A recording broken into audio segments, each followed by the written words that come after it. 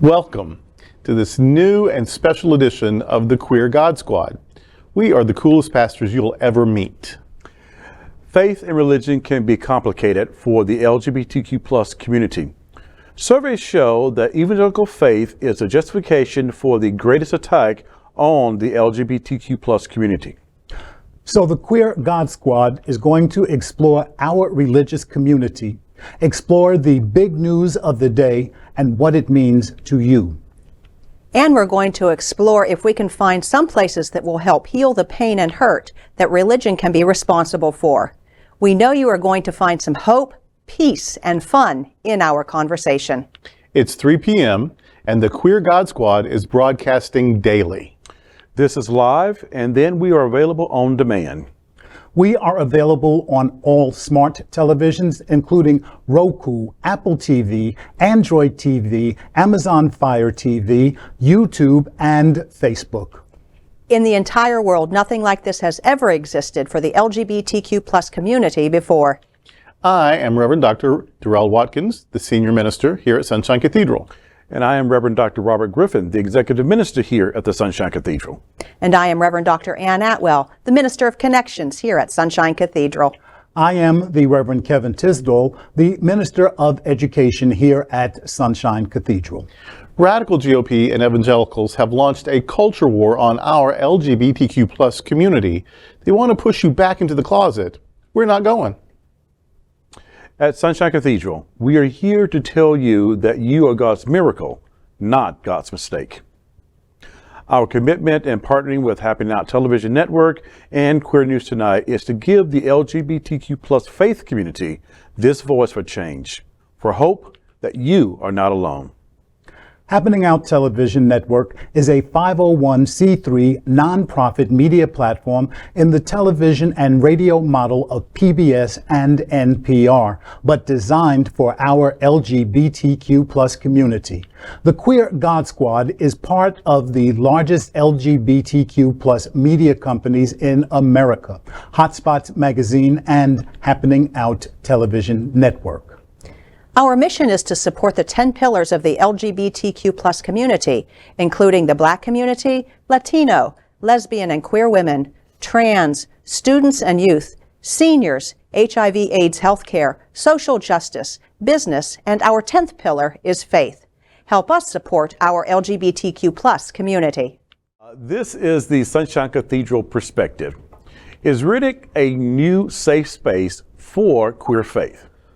Reddit as a platform is known for the diverse user base and presence of numerous communities that cater to the various interests and identities, including the queer community. While it's important to note that individual subreddits can vary in terms of their modernization policy and community atmosphere, Reddit as a whole has taken steps to foster an inclusive environment. Reddit has implemented policies to combat harassment, hate speech, and discrimination. The site's content policy explicitly prohibits the promotion of hate speech, including content that targets individuals or groups based on their sexual orientation, gender, identity, or other protected characteristics. This policy helps to create a safer space for queer individuals and promote inclusivity on the platform. There are numerous LGBT plus lesbians, gay, bisexual, transgender, queer, and other non-heterosexual, non-cisgender communities on Reddit where individuals can find support, share experiences, and encourage and engage in discussion related to queer issues. These communities often provide resource, advice, and a sense of belonging for queer individuals and allies. Subreddits like Gay Christian, Gay Jews, A Place for Transgender Christians, and Queer Theology are some of the safe places on Reddit to discuss issues that queer communities face over the pain and hurt of traditional religion. May it be so. Yeah. I mean, I think if, they have taken steps probably more progressive than some other platforms. And I think that for our communities, we are encouraging and to find safe places where we can have these discussions, where they're, especially around the queer faith part, especially around religious discussion and religion, because so many have been hurt by that. And so whatever place we can find to have those conversations that are safe, that are healthy, that are wholesome, then let's tap into those places, because so many of our people are, more people today are on the internet than probably ever before. I was just having a discussion with someone recently about, I go back to the flip cell phones. So just think about how technology has advanced to, that little queer kid somewhere in Wyoming who is going to read and search out what it means to be gay or lesbian or cisgender, whatever. That these are platforms that they can access wherever they are, and hopefully that the content they find will be something that would be nurturing and uplifting and safe for them to tap into, and then reach beyond that community to find other resources that can help them in their community as well. Right. I love that you said beyond, because there's another social media platform that has recently said that's calling the word cisgender hate speech. Have y'all heard this? I have not heard that. No. Oh wow! That bird. There's a Okay. there's a little Okay. and a major one that was recently a year or two ago bought out by a grillionaire. But yeah, that's to say that the word cisgender can be used like it's a hate word. It's a hate word, which is so ridiculous. That shows the bias. By saying cisgender, here's the problem. White people, cis men, straight people, they are so used to being the norm. Like you never hear anybody say, "Oh, this straight man." It's always this gay man did a thing. Or you never hear anybody say, "Oh, this white lady." Right. Yeah. If I didn't say black lady or Asian lady, the lady was white, and most, you know what I mean. And so they expect to be the norm, and by now, but if they call themselves cisgender, that means there are other gender. There's other ways to experience gender, and now that doesn't make cis the default. And so that's what they're fighting against. They are fighting against the privilege of being the default position. Cis just means the same.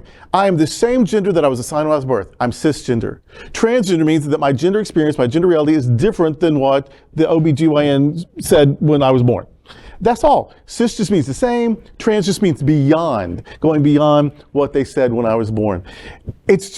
But it no longer assumes that one group is the norm, the default. And so if there's a place like Reddit, I haven't done anything with Reddit, and now I'm going to. I'm going to have to get in there and get involved, because safe space where you can tell the truth and have uncomfortable but still respectful conversations, we need those. We need places where you know what a word means before you ban it. Yeah. My goodness. And so Your conversation about how words are used takes me way back to when I was in public school and we started looking at newspapers, and we started looking at the bias that was inherent in the conversations. Just like you just said, if you read an article and said a man did X, Y, and Z, it was known to be a white man. If you read something and it was specific about the race of the individual, you knew because they were saying a black man, a black woman. But if you simply said a man or a woman, that was it. You there was a knew default. who they were. So privilege has its power.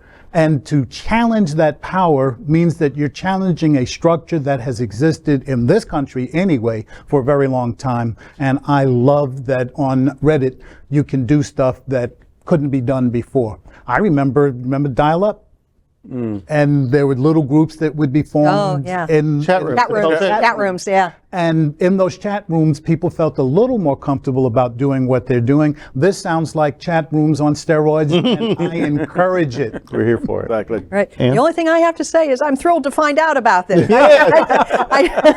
I really didn't know much of anything about Reddit, and now I want to explore it. I want to find out what it is, and I'm actually anxious. I have a family member who is a transgender woman, and I want to make sure that they are aware of it. They are aware of Excellent. this. So because they love watching Sunshine Cathedral. Oh, cool. Yeah. Ready? You got four new people read it. All so right. well done, you. Well done. Oh, you're on there already. Wow. Oh, You're wow, already on there. okay. You already there? Best kept I'm already secret. there. All right. He's on everything, but he doesn't play on everything. He's just good. So now he's going to become But more I involved. want to make one comment about this whole race thing. I have always been fascinated by people who do use the color of someone when telling a story. And I finally Yes. confronted someone on that day, one day, and said, "Why does this person's color make a difference to the story that you're telling me?" Yeah. You know? Yes. And I think that was important to name it for this person. And they've never done that with me again, to give someone a color and saying, "Oh, I went to the grocery store and this colored lady was picking up an apple as I was picking up an apple." Why does being a colored lady picking up an apple have anything to do with you both shopping for apples? So Also, was being this mindful. conversation in 1969? Yeah, exactly. It was in the 2000s. Here we are. Yeah. Wow. Okay, I just had to get that out. I But like you remember, that. I but that like shows you the power though of Yes. speech and media. Right, When right. I was a kid, you were already, very old. I love But it too. when we were kids, there was a commercial. It was a public service announcement. It was a commercial. It's Grandpa fishing. Do you remember fishing with his grandson? And the grandson says, "Grandpa, my Indian friend, whatever, called me prejudiced." And Grandpa said, "You are." And the kid said, "Why? Why would you say that, Grandpa?" He said, "Because you referred to him as your Indian friend. If you didn't just say your friend, Tom or whoever, you separated him." He's like, "Oh, this is a message I'm getting at 5 or 6 years old that has stuck with me." And you don't see those kinds of education. that Really? commercial. Yeah. No, I've Yeah. never seen that commercial. White guy, white kid. My friend told me he's prejudiced. You are, because you started out with this different, this other, and so that got those messages very early on. Nice. Yeah. Of course, we grew up just on the tail end of the civil rights movement, so those things were important. But, and I think the opposition to wokeness are so afraid that we're going to go back to trying to teach kindness and tolerance and community, and Imagine that. and Wow. and that they've gotten all their power and a lot of wealth out of not that. And but we're going, love wins.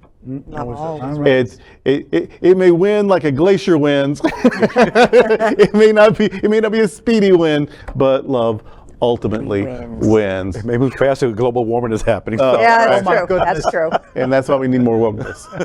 We are excited to tell you that we are going to cruise to the Eastern Mediterranean this fall, just in November. It's not far really away.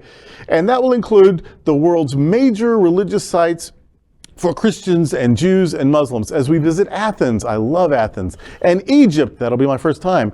And Israel, I love Israel. And Ephesus.